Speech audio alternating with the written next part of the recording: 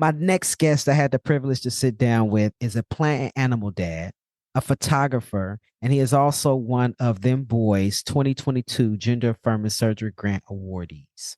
So within this episode, we discussed about being a plant dad, how we're both plant dads. They're more of a plant dad than I am, but we discussed that in detail. We also discussed masculinity and different ideologies of what society thinks masculine folks should and should not do. This episode was really great.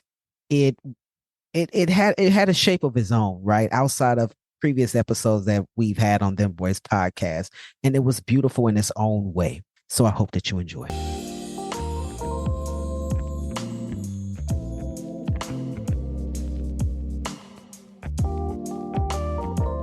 Hello and welcome to Dem Bois Podcast. I'm your host, Sean Aaron, he, him, his, and I will be your guide throughout this journey on the show.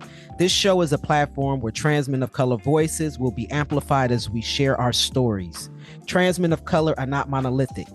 What that means is our journeys are not the same. We come from different backgrounds. We have different stories, family relations, chosen family, and most of all, we have different transition journeys. Visibility equals possibility. I like to say that all the time. We like to highlight on this show trans men of color businesses and entrepreneurs, parents, athletes, survivors, and many other issues and topics that are relatable to trans men of color in our existence. Dem Bois Podcast is not only a platform to amplify our voices, but to raise awareness and conversation around our lived experiences. So thank you for tuning in. Thank you for supporting, listening, and sharing the show.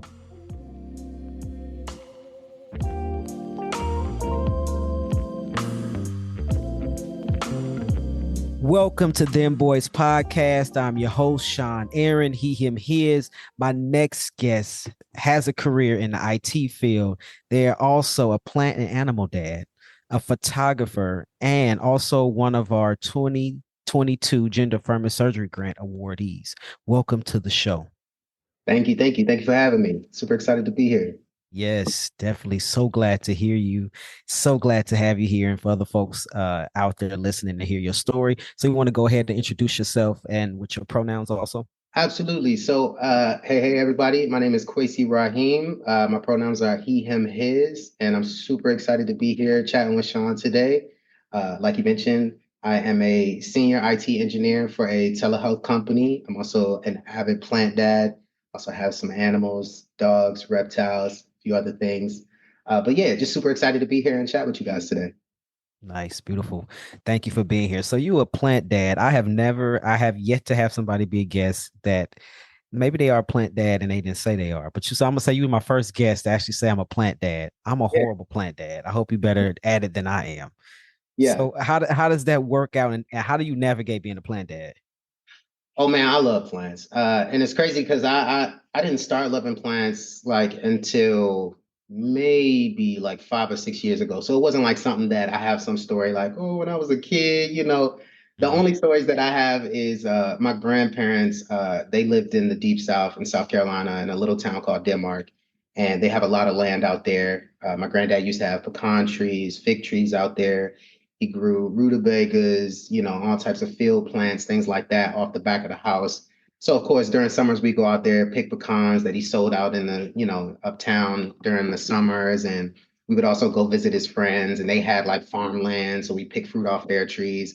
But other than that, like I never really had much experience with plants when I was young. I was a city kid. I'm from Washington, D.C. So it wasn't until I got older, about, like I said, 5 or 6 years ago, I was looking for a hobby to do like in the house because I started working remotely and I was like, I need something to kind of keep me busy, keep my hands busy. And one or two people had told me, just get a plant. And I was like, well, I'm good with animals, but I never really considered plants a lot.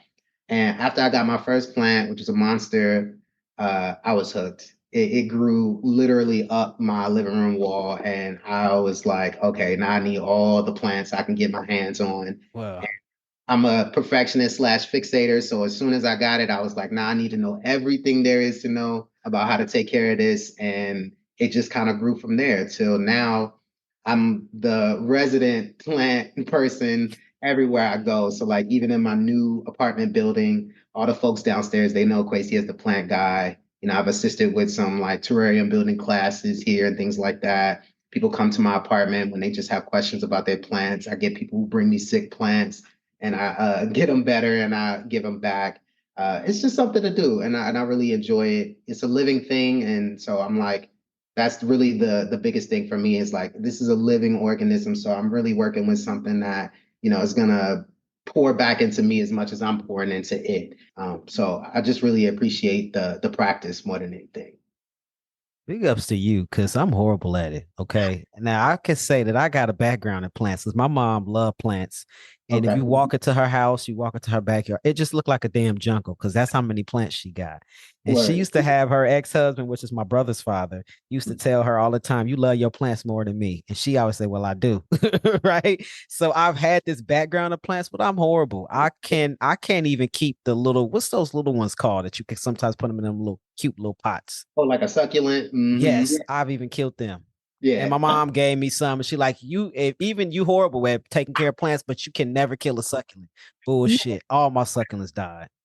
That means you was overwatering them, I bet. Because most succulents don't require a lot. They just need highlight and they like to be watered once they dry out. So that means more than likely you're like most folks, you're like putting too much water in there and then the Okay. roots rot out and then your plant And is then it's dead. horrible. Hmm. Okay. All right. So I got now what I got. My project now is I'm trying to grow a bonsai tree. So I Okay. got one that's growing from the seed. I'm Okay. growing them with one of my buddies, but then I cheated though, because Costco during Lunar New Year they sell bonsai trees. So I Yeah. went and bought a ginseng bonsai. So I got Okay. a little one growing and then I got a big one, but that's it. Other than that, I'm horrible at it. So more big ups to you. Those are good plants, man. I'm excited to see what you got with them. Like I said, don't overwater them. Those are what they call a root bound plant. So they have very thin roots, but they like to be like compacted down in the space. That's why I usually see bonsai trees, they come in like those square pots because you don't have to repot them often. If anything, you chopping off that bottom layer and you putting it right back in that same pot that you had. So yeah, don't stress it. Don't overwork it, just watch it. And like I said, it's a living thing. So it is going to communicate with you. So watch the leaves, watch the trunk, look at the soil. If you start to notice some changes, don't be afraid to Google and say, what does dry soil like this mean? And see what you get from it. Very interesting. Thank you for that. I appreciate that. And this is like unexpected conversation. So I want to ask you, how do you navigate being a plant dad as a masculine person, right? Because Mhm. in these gender roles, we think, plants, oh, that's maybe a feminine thing to do, right? Which Yeah. is not true. I just want to say that. But we talking about what other people say, not what we talking about. You know what I'm saying? So how do you navigate that space of being a plant person as a masculine person? Well, I believe in the importance of duality. So both end. You'll hear me say that a lot if you're chatting with me in conversation. So I don't look at it as like you said a masculine or a feminine thing. Like when I talk to people about taking care of plants, it's something that it's a practice. So I'm like you could be masculine, feminine, old, young, it doesn't really matter. It's like, how is this practice going to benefit you? You know what I'm saying? And what are you going to give to it? So I guess I never really thought about it like that. And believe it or not, I get a lot of female attention for being a plant dad because women, they appreciate that, especially the women that are not familiar with plants. They're like, oh my God, he knows how to take care of the plants. And it's so cute and he's like so empathetic and kind and I like it. And I'm like, yeah, you know what I'm saying? You can be, sweet and strong at the same time. You know what I'm saying? You can Yeah. both and it don't have to be just one thing. Yeah. So that's like walking around with a cute little puppy. So you're getting all the attention. I have one English bulldog, one French bulldog. I get all the You attention. killing the game. Plants and little cute dogs. Okay, all right, enough. That's cool. So I got my little bonsai tree, and I named my plants. I talked to him. I'm trying to grow an avocado tree, but my mom is taking care of that in her yard. So my little bonsai tree, I named her Olivia. So that's her name. So I take her out the window every day and talk to little Olivia. I spray her little, her Yeah, little that's leaves with a little water and all that. So yeah, I appreciate you for shining the light on that for for folks sure. that like, hey, I want to be a plant dad. So you know that trans folks, we can be plant dads too. Yeah. And so you can, I think it's relaxing though, right? Because it Yeah. makes you realize there's something, I don't know, I want to say something bigger and greater than you, right? Because as human beings, we didn't create a plant. It's something that was here. We just harvest and take care of it, adopt it and Absolutely. take care of it. Yeah. Absolutely. Taking care of plants for sure. Like I said, in the practice, if you ask me what the practice does for me, it absolutely slows me down. And so that's what I learned about it too. I mentioned this earlier in just general convo with you. I'm a hyper fixator. So I'm always like moving fast. Again, my job and the things that I do, on my personal time, it requires a lot of energy and a lot of fast moving, movements. But when it comes to taking care of these plants, you cannot rush through that. There's no way to rush through it. When you wiping down leaves, they're fragile. You yank that leaf, it's gonna pop right off. You know what I'm Mm. saying? Now, 6 months of work dead, because you wanted to be in a rush. Or, if you're not paying attention and you overwater something, or again, not paying attention and you don't give it enough water. All of those things matter. Also, like pest control is a big thing. People don't realize that it's not like a big bug, but you got things like spider mites, thrips, things like that, fungus gnats. They'll show up on your plants and it'll take out an entire plant. And I'm at the part of my journey where, I'm buying expensive plants. So, 80 plus for a 4-inch pot and bigger. Recently, I've found myself venturing into carnivorous plants. So I have a greenhouse now that only has carnivorous plants, pitcher pot plants, Venus flytraps, nymphesis, like they're like other pot plants. It's so much to look into, and that's why I'm like, I chuckle when I heard you ask, like, oh, is it like a masculine? I'm like, dude, some women are like, what is that? I have no idea Yeah, what that yeah, is. It's really just is it your interest? Are you interested in it? Are you interested in actually like trying to learn? And again, like I said, the main thing is it's a practice. So even if you do learn, you still got to put it to practice. You still got to keep working at it, because I can't tell you how many plants I Googled, I read the books, I bought the plant and it died 2 weeks later. yeah. So you just got to be willing to put in that effort and continue to work it. You know what I'm saying? If that's what you're interested in. Right. And so I don't believe that it has a gender to it. I'm just asking for the people. Yeah. People always got shit to say, right? So I'm just trying to clear that out for folks so they don't have no problems with this our conversation on plants. That's I'm gonna keep trying it, but I don't know. I ain't yeah. that damn good at it, to be honest with you. But I try. We'll check, So, we'll check on the trees in a couple months and see how yeah, they go. yeah. See if it's still living. We hope so. Don't I rebuy it either. won't. I won't. I won't. Okay. All right. So I want to ask you, how did your name choose you? That was a process. So my name is actually my dead name, or my previous name rather, was a huge part of my life. It's my grandmother's name. Mm. So when I started talking about like changing my name, people were pissed. Okay. They thought like I'm like committing some cardinal sin. I'm like, turning my back on my family, all types of stuff. Um, but surprisingly, I thought the person who was going to give me the hardest time, which is my mother. She's a well-known bishop in the DMV area. I thought she was going to give me the hardest time, but she didn't, because she said to me something that was very important, which was, and that it let me know that she had been listening to me all these years. She was like, I knew you never liked your name. You had always told me that you wanted to do something with your name when you got older. And she recognized the reason was because I felt like I didn't have an identity of my own.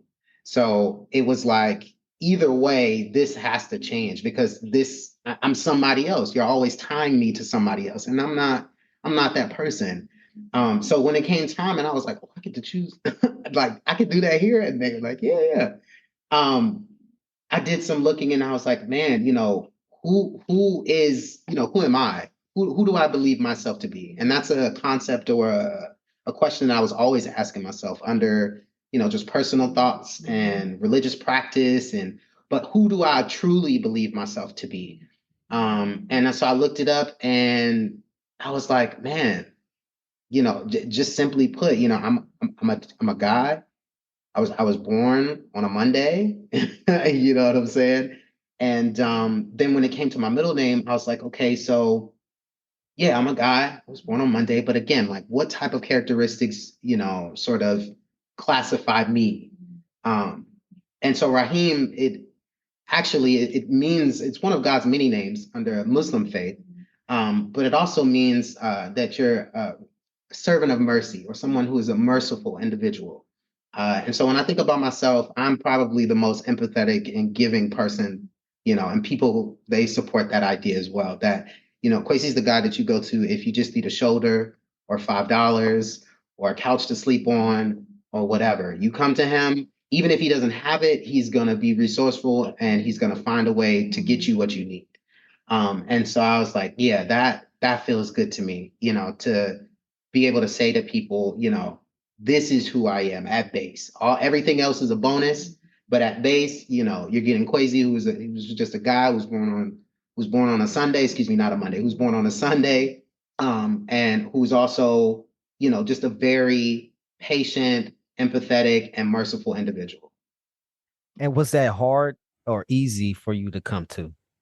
I think at first it was hard to come to because I got so much pushback. I'm gonna be real with you. I think if I had more support, it probably would have been easier to, sort of just transition right into that. And that's something that I talk about a lot when people ask me about this, process or journey that I've been on transitioning. They're like, do you feel like it would have been easier to do A or? And I'm like, let me tell you something. You can do anything with the right support and resources. And so I feel like if I had more support, it would have been a lot easier to come to that and kind of sit in that. But what I also say is that I feel like it was very important for it to happen the way it did because it gave me, a full sense of autonomy and sort of knowing about myself that now it doesn't matter who you are. You can't take that away from me. I know that for myself outside of what anybody else is thinking or saying. I came to it on my own. I prayed about it. I cried over it. I fasted. I did all the things. And now this is where I am. And I'm resolute in that, period. I want to know, like, if was your grandmother still physically with us? Is she still physically with us when you She change your is. name? Yeah, Okay. she is. So how does she feel about your name change? Uh-oh. Um, At first, she gave me the hardest time. Yeah, she gave me the hardest time. She told me for the longest, for a couple of years, this is who you'll always be to me. But interestingly enough, recently, she developed dementia. Over the last 2 to 3 years, it's been progressing a bit rapidly. So now there's a totally different relationship.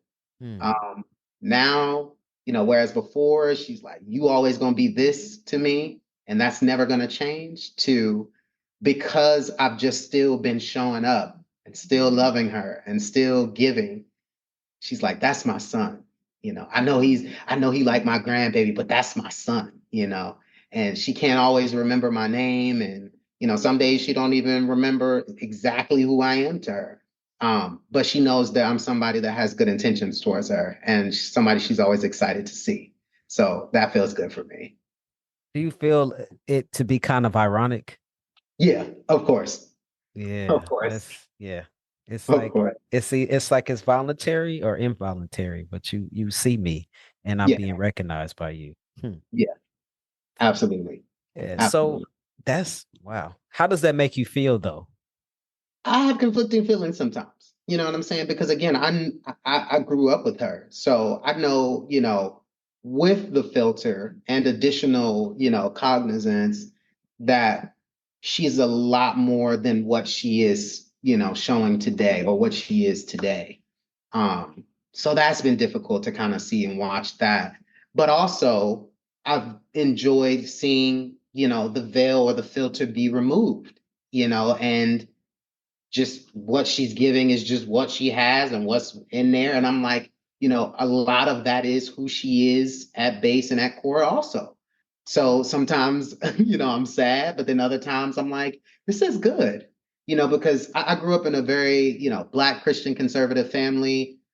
Majority of my family is still, Christian conservative, you know, don't cuss, don't drink, don't Oh my smoke. goodness. Oh my goodness. Everybody's going to church on Sundays, Wednesdays, possibly on a Friday, so it's very interesting now that, she's older and I'm going to preserve her dignity, but she's not Absolutely. necessarily participating in all of those things anymore. And she doesn't necessarily agree with all the ideology or the thought process anymore. So conflicting feelings. Sometimes I'm like, this is good, and sometimes I'm like, okay, well, this is where we are today. This is how she feels. She's still an adult. She's still, here. So we have to respect that, support that, and love her the best way we can right where she is. Mm. Yeah. When I hear you explain it, and I'm thinking of it in my mind as a fruit, just like a banana, right? We Yeah, can't eat the peel, but it's yeah, like that your true self of who you are, or the vulnerable parts of you, kind of got to peel back some of those little pieces or layers, right? that's So it's right. in a way, it's almost like that's what she's exposing what was underneath, some like all along type of. Is that what you kind of mean by it? I do feel that way sometimes. I absolutely feel like that is some of the stuff that was just there, and maybe she was covering for whatever reason. She was married to my grandfather for a long time. He passed away over a decade ago, but they were together longer than they were separate as individuals. So I can imagine that a lot of who she was, was curtailed to being a wife, and then when that stopped happening, we saw a transition, and then now that she has dementia, we're seeing an additional transition. Mm. So it's very interesting. But yeah, to your point, I feel like that stuff was there absolutely all along. I'm an avid believer in, what's in you is what's going to come out of you. So yeah, Yeah, I think I know a woman who's not to compare it to your grandmother and grandfather, but I know a woman whose husband died probably about 10 years ago, 15 years ago. And she was actually relieved that her husband died. And one of the first things that she said, she was like, "Oh, I'm so relieved." She really said this. And I was like, we looking at her like, "You really said this?" But she was like, "I'm relieved I can now be who I want to be, yeah, who I am." So it's yeah, like sometimes when you're in relationships, you kind of forget who you are because you just coexisting with this person. And some people are more easy or susceptible to just, throwing away their parts of themselves and just clinging to their partner and being whoever their partner is or want them to be, right? And you kind of lose track, especially when you're somebody for a long extended period of time. You mhm, forget who you are, who you once were, or who you wanted to be, right? mhm, Because you take up the beliefs or the other things of the person that you with. And yeah. so Yeah. And I think, culturally, I think a lot of that comes from because, culturally, we didn't believe in divorce, mm. back then. I mean, now, child, you can leave somebody immediately. But back then, once you were married, that was it. So I Yeah. could see that, where her being like, I stayed just because, that was my husband. But, now to hear that, that is absolutely, I guess, a conversation that I find myself having often where I'm like, hey, listen, I tell women, I tell men, you're not obligated. You know what I'm saying? Under any circumstances, under any religious practice or beliefs or ideologies, under any, sort of statement, unless you're like in prison or something, you're not obligated to do anything. Yeah. You make your own decisions. You know what I'm saying? And if at this, at a certain point you find yourself in a space where you're like, this isn't serving me anymore. This isn't benefiting me, or I feel like I can't breathe or stretch out to be just myself at bare minimum, that's probably not the place for you because there's no room for growth in that sort of setting. And it's like if you're not growing, I mean, I had to say it, but you're going in the opposite direction. Yeah. Yeah. Even as stagnant, you're going to start to go in the opposite direction. So you need to be thinking, where can I be so that I can break free to continue to expand and move Yeah. forward? Yeah. Yeah. That's easier said than done, right? Because sometimes for whatever reason, people tend to stay in relationships, whether that be romantic relationships or family or whatever, right? Because they just do. People think that it's harder to break away. But Yeah. sometimes it's even just as hard to stay there, right? Oh yeah. Yeah, that's my understanding of it. I'm like, it's harder for me to stay than it would be to leave. I Yeah. I don't subscribe too much to the zodiac, but I the last two women I've dated have been very open with me. I am a what's considered a triple Virgo.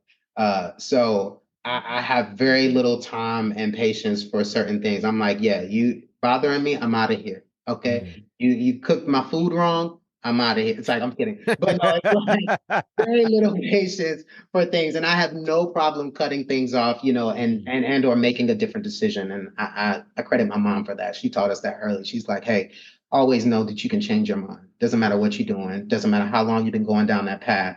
You always have an opportunity to turn around and do something different. Yeah. My hat's off to you because I'm not good with that. I am not good with that at all. I'm the type of person like, even if you did cook my food wrong, I'm just gonna eat it, and I'm gonna be irritated and still hungry. But No. I would rather take it and I hurt somebody's feelings or make somebody feel less than because they did something that I didn't like. And I was just Mhm. like, okay, next time I just like, I'm not gonna ask you to cook then. I'm just gonna cook my own damn food, right? So I kind of like modify myself in a way. Maybe there's not a next time. You know what I'm saying? And or God forbid, and I've been in these situations where it's like that one time that you say, I'm just gonna take it, that's enough to sometimes it's enough to take you out. So it's like you're gonna take a hit for just somebody else's feelings when Mm, really you could just communicate like, and again, there's a way. Now that's something else you also hear me say often. I tell people there's a way to do anything. You know what I'm yeah. saying? And there's always a couple of ways that you can do anything. So I'm like, yeah, maybe you don't just say, this was trash, but maybe it's like, while you're eating the food, tell me, what this experience was like for you while you were cooking. Did you run into any issues while you were cooking? Did you run out of any, resources or items? Tell me how we can make this better next time.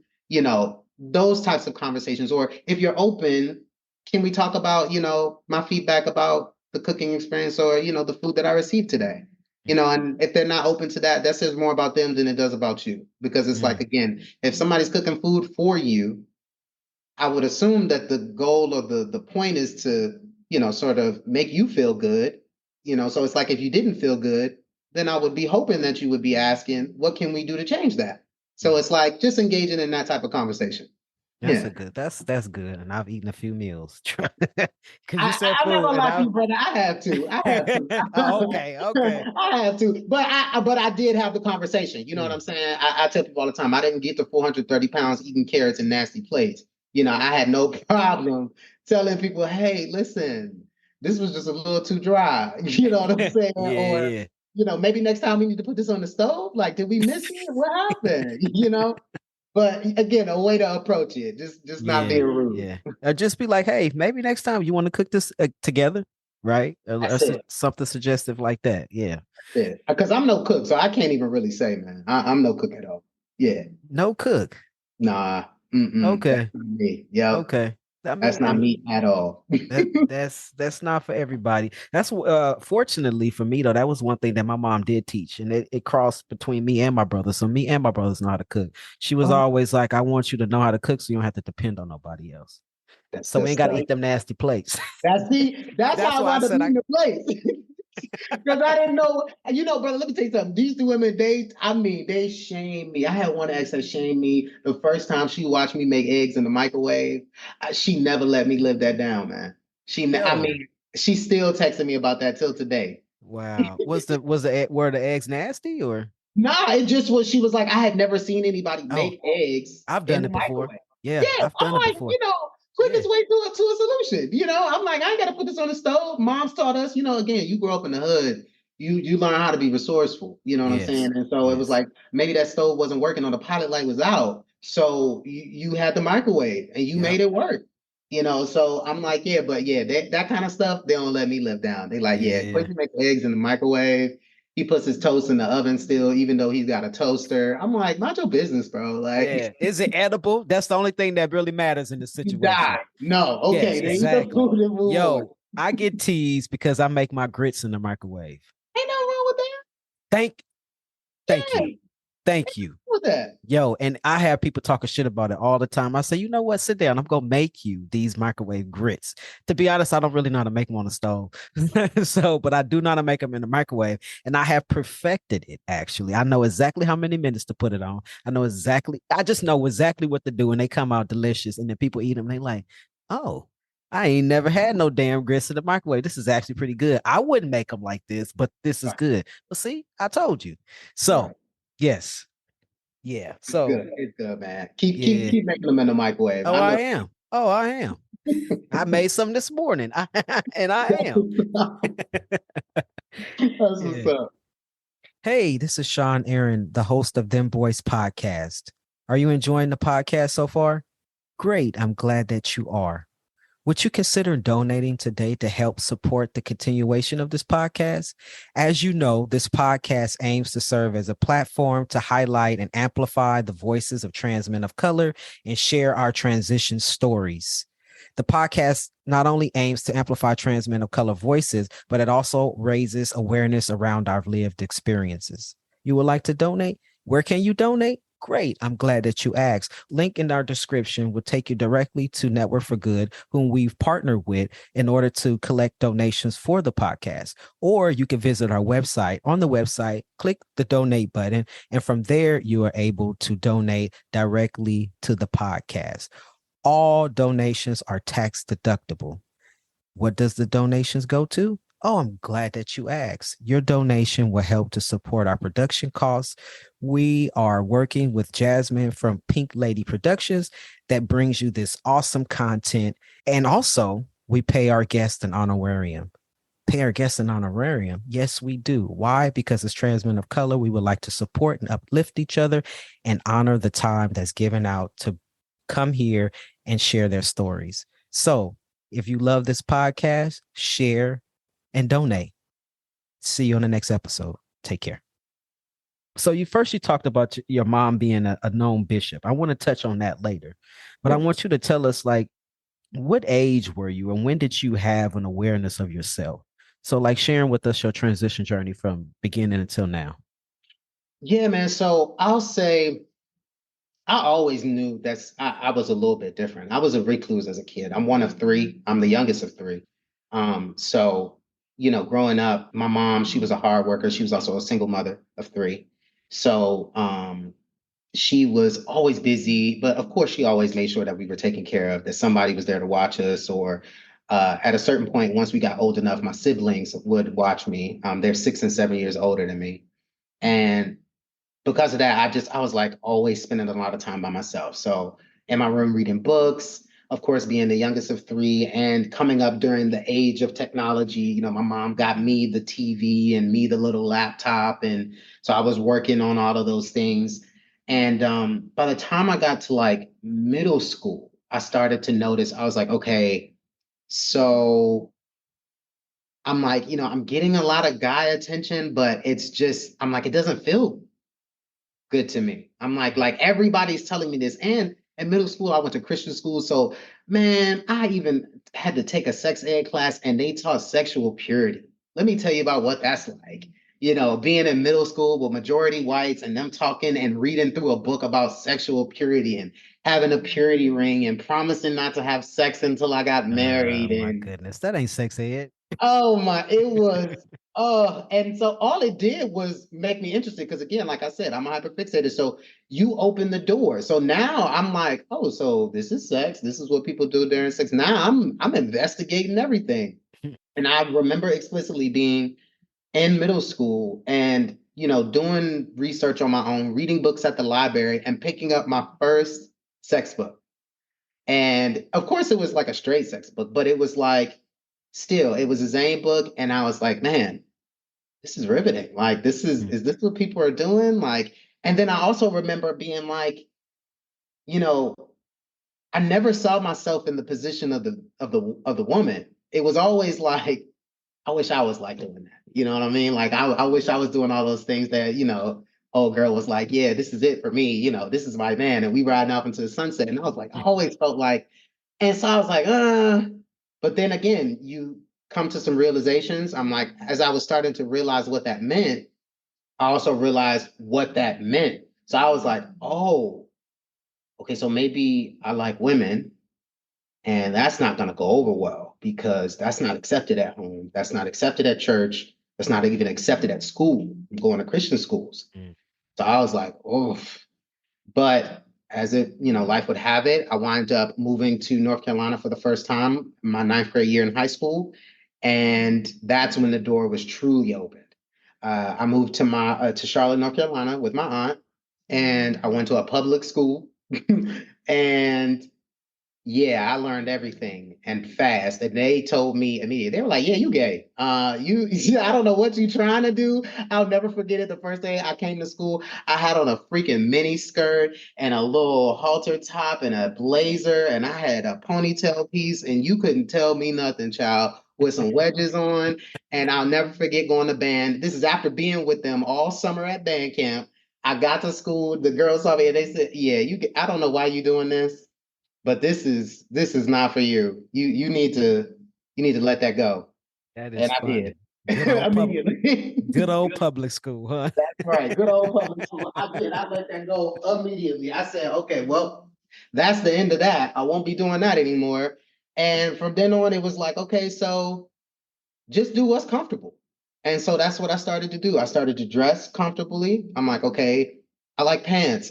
This feels comfortable for me, and t-shirts. And again, like I said, I was in band and I was playing basketball, and I was like, okay, well, I guess it feels like I need to be like doing a little bit more like more masculine things. Like I'm doing all the sports and stuff like that. So I'm like, maybe I feel comfortable doing those things. And so as I started to learn, like I said, I started to just try different things, and I found out there were some things that I didn't like. Like I was like, you know what, I'm not into sports like that. Like I play basketball, but I don't like football and all of that kind of stuff. But I'm like, but I do enjoy dressing this way, and I do enjoy holding doors for women, and I do enjoy having conversations, and different, like just trying different things. And so through high school it was really just being a mass presenting femme, and I was finding myself in that, and people were accepting of that. um I got to college, same thing. I just was like, I'm more of a mass presenting femme, and I'm like, but something still is just not fitting. I'm like, I feel like I'm still forcing, the fem side of things a little bit. It just feels like, and so that's when I found out about, what does it mean to be trans? That was like my first year in college, my freshman year. I went to the Savannah College of Art and Design, which is considered a multicultural university. So I met all types of people. And that was the first time I had come in close contact with someone who was trans. And I was like, okay, and they gave me the full rundown, and they were like, that might not be for you, but it is for me. And this is where I'm at. And I'm like, okay, sure. It was a young lady. So I was like, okay, shorty, I appreciate that. And I'll think on it, and continue moving forward. And it wasn't until I got out of college that I even ventured to look into it for myself. I was like, you know what? I think this might be what I feel like is missing.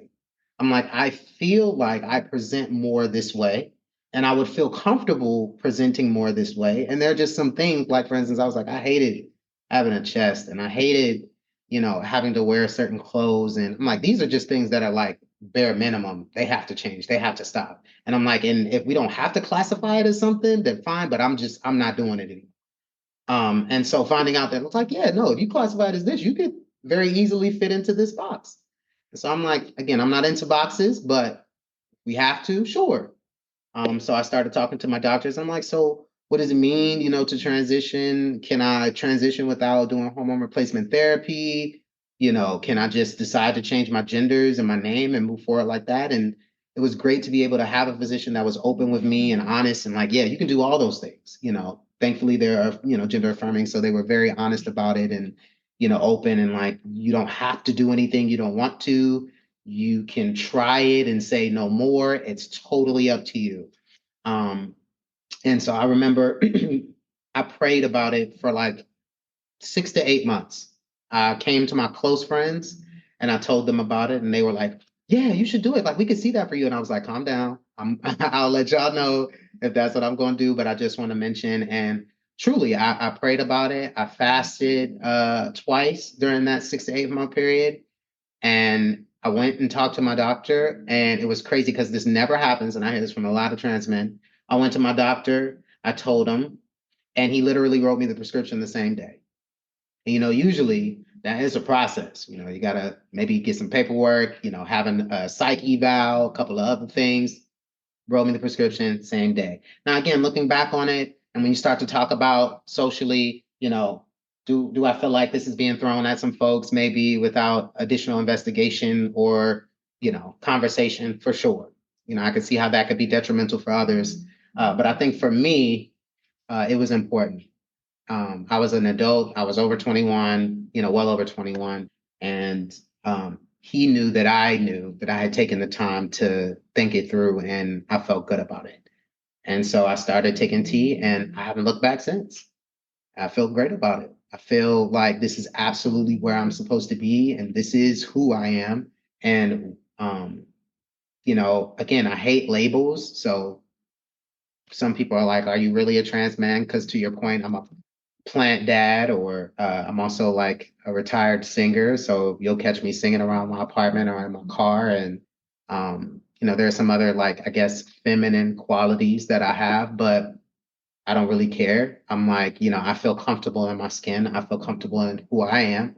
And, as long as people see me and accept me as just generally a good human being, I think that's all that matters to me. Yeah.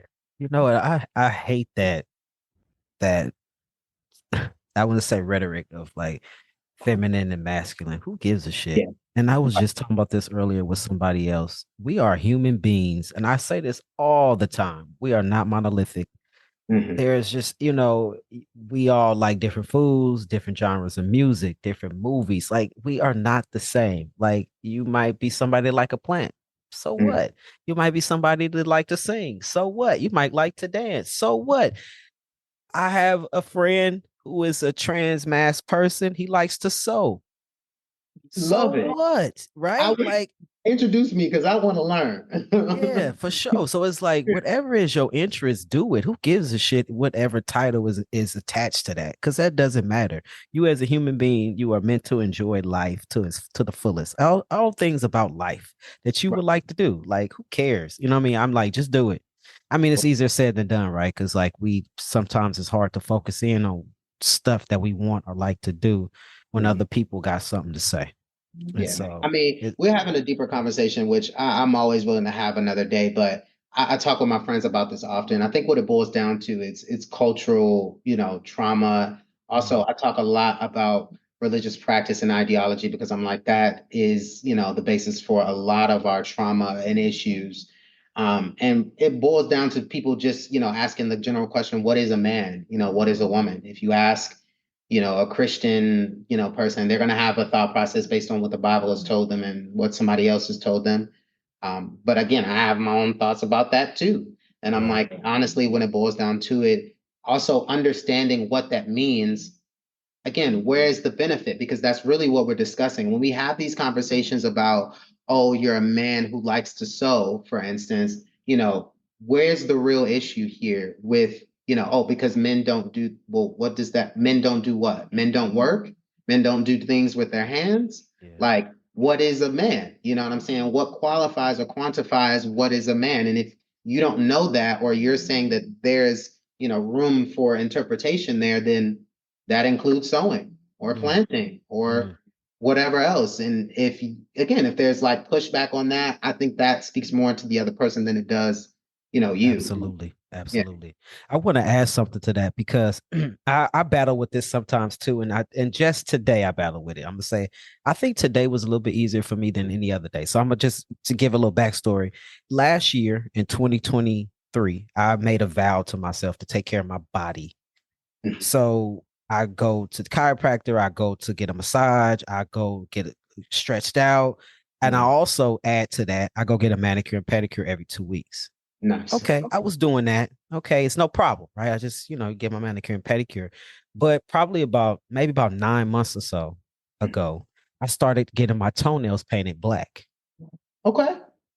And so I don't tell nobody this. The only people that know this in my life is people who have seen me with no clothes on and no socks. And if you ain't seen me with no socks on, I probably ain't got no clothes on. I don't show my feet to everybody. But anyway, that's neither Same. here nor there.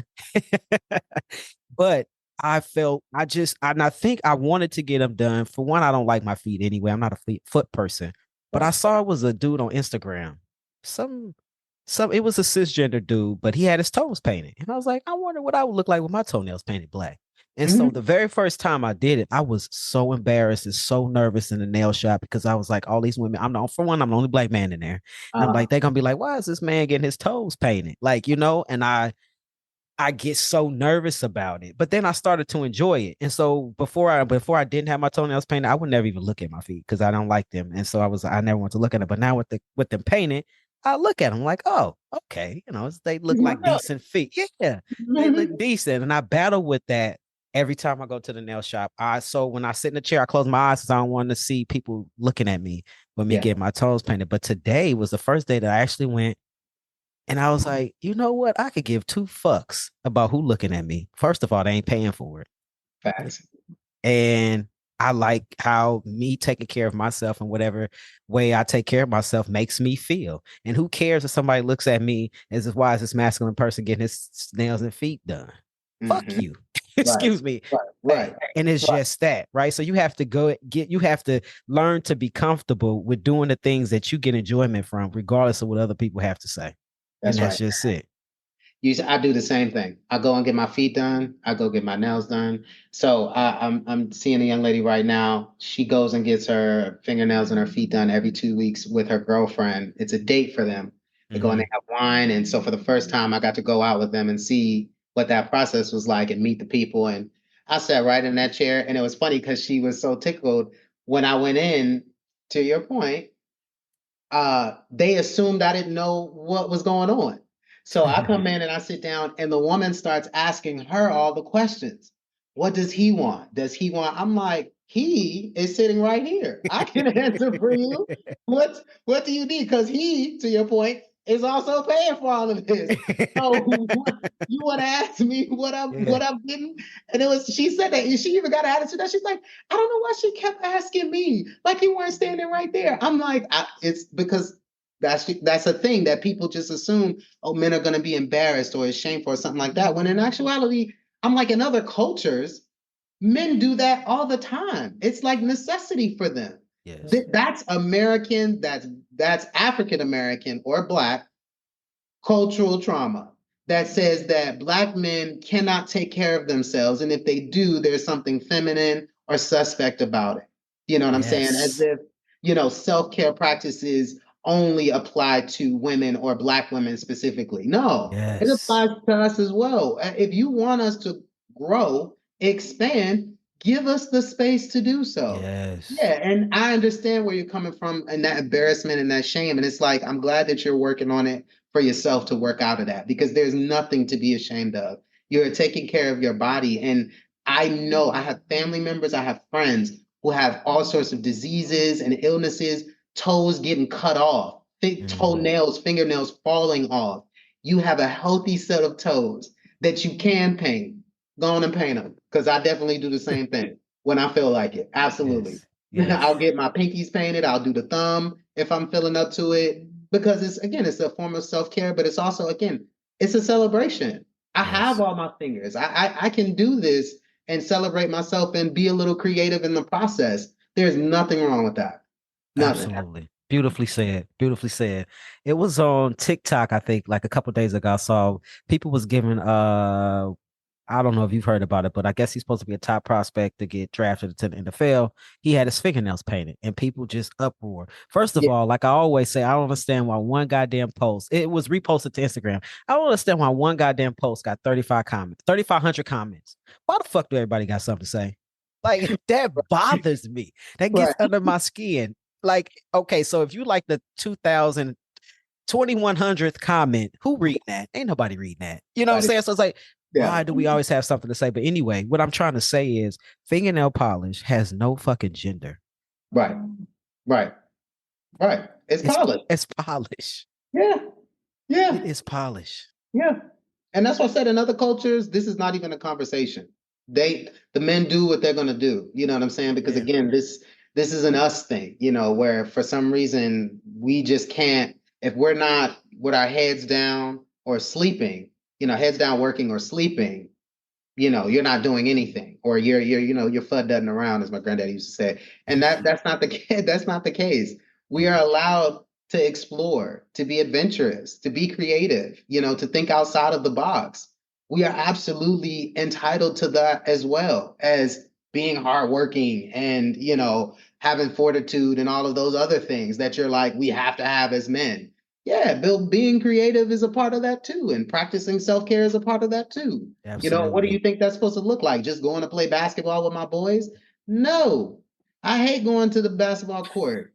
Half of them can't play anyway. That's the real, you know what I'm saying? So it's like, no, no.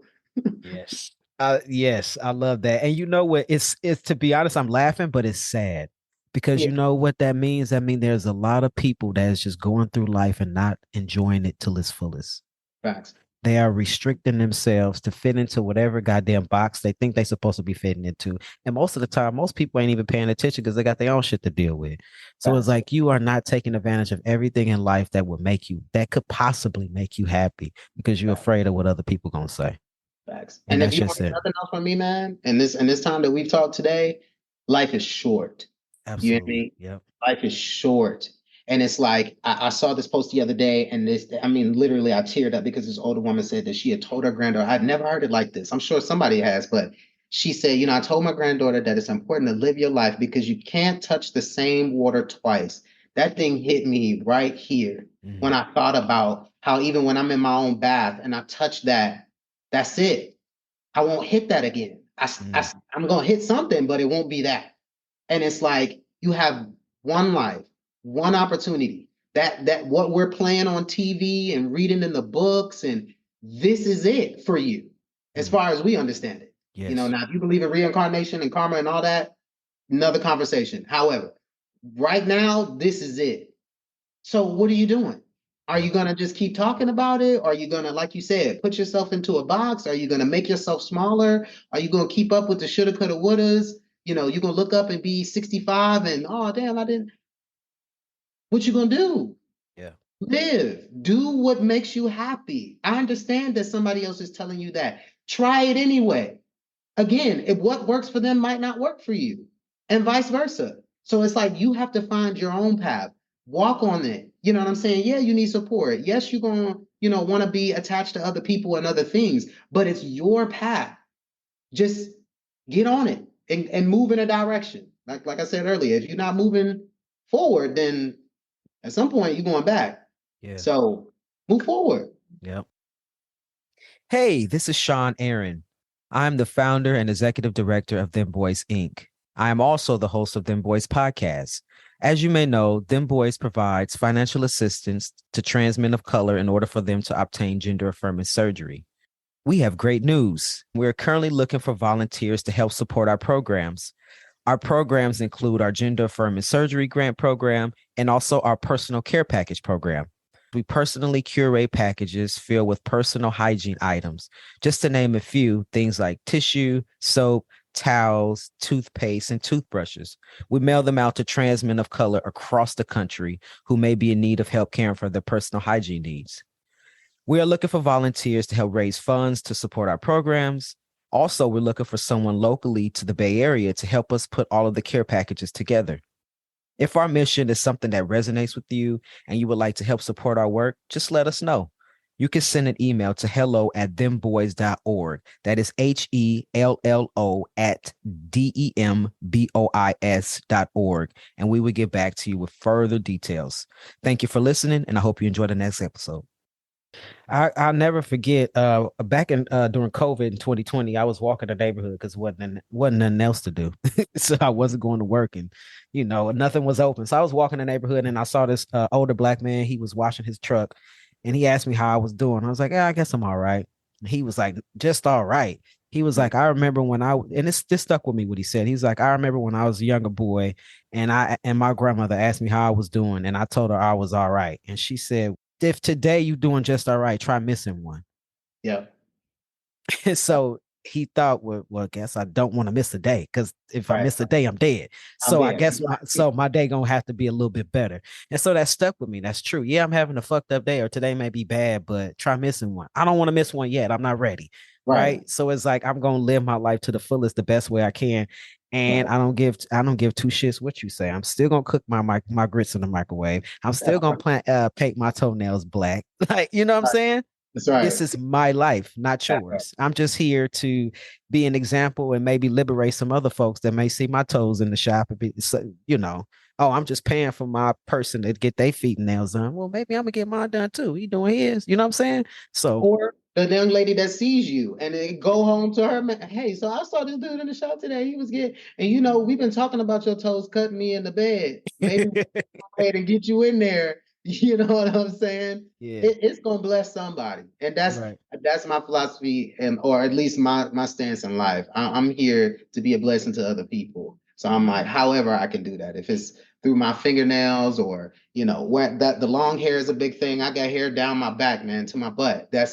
a feminine quality. However, I'm like, I'm not cutting it. I love it. And it blesses a lot of people. White, black, Asian, Hispanic, everybody's interested. They don't care. Young, old, it's interesting because it's me. And I'm wearing it, and I'm wearing it with a confidence that's like, this is what you got. Yeah. And if you like it, thank you. If you don't, I'm praying for you. Keep it pushing.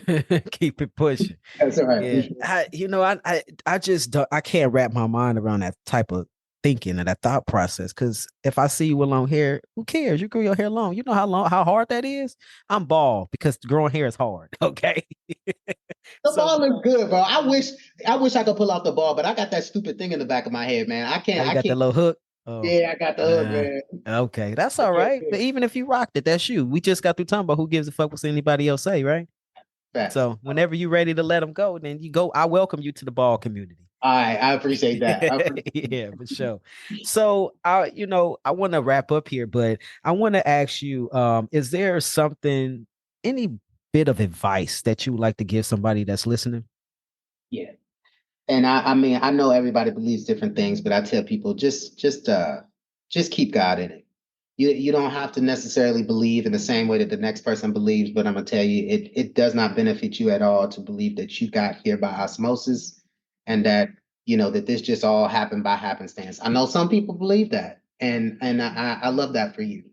However, being the plant person that I am, being the animal person that I am, I'm even looking at the things that are around us on this planet. We were all put here for one another. We all work in concert with one another. When we're doing what we're supposed to, we all work well together. And when I say we, I mean humans, plants, animals, the environment. It works well together when we're working to benefit each other. And so I'm like, just keep God in it. If you're not sure about what to do, pray about it. If you're not sure who to pray to, stop and take a moment and just speak to the person on the inside, because that's my belief, is that a little bit of God lives on the inside of all of us. So talking to that person is like talking to God. And if you take that moment to just reflect and to think, that's I think a lot of issues that I see these days. People, they don't want to just stop. They just want to keep going. They don't want to stop and reflect. They don't want to stop and be held accountable. They don't want to stop and take that second thought. They just want to do, and it is what it is. Like I'm gonna be honest with you, I can't stand those folks that's like, they live that desire-based lifestyle. I'm like, that works up until a point. You know what I'm saying? At some point, you're gonna have to do something you don't want to do. That's just life. At some point, you're gonna have to participate in something that's uncomfortable. That's growth. You know what I'm saying? Again, you look at a plant, that's not comfortable for the plant. We talked about this tree you're talking about that's growing, and it's not comfortable for that plant to be stretching out and growing out. It takes a lot of energy. It takes a lot of effort. The resources that you're giving that plant, the sun, the water, the fertilizer, all of that's necessary for its growth, but that's not a comfortable process. And so it's like we're all a part of that too. And I understand that this thing called life is difficult, but I tell people you can do it. Just keep God in it. And if you don't know how to reach them, there's folks out here that's willing to help you. So I'll just say, yeah, just continue to ask God about anything that you're interested in doing, and I'm sure that it'll work out. I'm sure it might not be the way you thought it would, but I know it'll work out. Thank you for that message. I appreciate that. Yeah. And I hope that, and I know that the listeners appreciate that as well. So this is the part of the show where I like to ask my guest a random question. I have a list of questions that's continuously growing. I'm on 40 now, 40 questions. So I want to ask you to pick a number between 1 and 40, and I will read you that question. The question may or may not have anything to do with what we talked about today. For So sure. Let's do 33. Three is my favorite. number 33 says, what is your favorite movie? Oh, Brown Sugar. That's my favorite movie. I Wow. love 90s like black cinema. So I'm a photographer by trade, like you mentioned. But 90s black cinema, top tier. I got it all on DVD. So if they stop doing the streaming, I still got it. But Brown Sugar is my all-time favorite movie because it merged all of my loves together, my love of music and 90s cinema and photography. And, they were like editors and they lived in the city, which I also love. You can't really tell, but I'm in a loft in Charlotte, in a two-story loft in Charlotte. Okay. Love cityscapes. And so them being in New York, I thought that was dope. But yeah, that's my absolute favorite movie. Oh, Yeah. love that. I'm like brown sugar. I'm like, I can't even remember what that was Sanaa about. Lathan and Tay Diggs. Oh, yes, yes, Yeah. yes, yes, yes. Yeah. Okay. All right. My When did favorite. you fall in love with hip hop? Oh, yes, yes, yes. Now I remember. Now you make me want to go watch that. That's right. Yeah. My favorite movie of all time is Love Jones. So it's Oh, kind of that's that number same. two. Yeah. Okay. Yeah. Yeah. It Same cut. vibe. Yep. Same Same vibe. vibe. And I love Nia Long. So that's neither here nor there. That don't matter. But Don't start. Don't start. We can yeah. have a whole nother show about 90s black women, man. Oh yeah. Yeah, They was something different for sure. yeah, And we don't just know. if you notice, it's just real quick. If you notice, 90s black women age beautifully. What? Regina King, Regina Hall. Like if we're gonna Yeah. talk about those type of movies, Regina Hall, like you said, Sanaa Lathan. Like, I'm sorry, but I'm a huge Queen Latifah fan. Like, I know some people ain't, but I'm like, Yeah. baby, that ponytail been laid since the 90s. Like, Yeah. been doing it. Clear skin. I'm like, I know she's a little more, masculine people would appreciate, but I'm like, that's us, that's our Yeah. community. I'm Yeah, like, for yeah, sure. I'm a huge Queen Latifah fan. She's beautiful. So we have reached the end of this episode. I want to say thank you for listening to Dem Boys Podcast. Once again, I'm your host, Sean Aaron, he, him, his. Be sure to visit our website at demboys.org. That is DEMBOIS.org. If you would like to connect with us, be sure to follow us on Instagram or Facebook. If you think you would be a great guest on the show, or if you know somebody you think would be a great guest on the show, there's multiple ways to request to be a guest on the show. First is you can go visit our Instagram page, click the link in our bio, and from there you'll be able to request to be a guest on the show. Or you can visit our website, click the programs tab up top, scroll down to podcasts, click the podcast button, and from there on the podcast page, you'll be able to request to be a guest on the show. Yo, we need questions, y'all. If you have those burning questions, a question that you want to ask me or a future guest on the show, there's multiple ways that you can send in questions, right? So first, you can go to Instagram, DM us that question, or you can email us at hello@demboys.org. That's HELLO, like hi, at demboys.org. Be sure to like the show. Be sure to share this show out with your friends and other folks in your networks. So until next time, take care.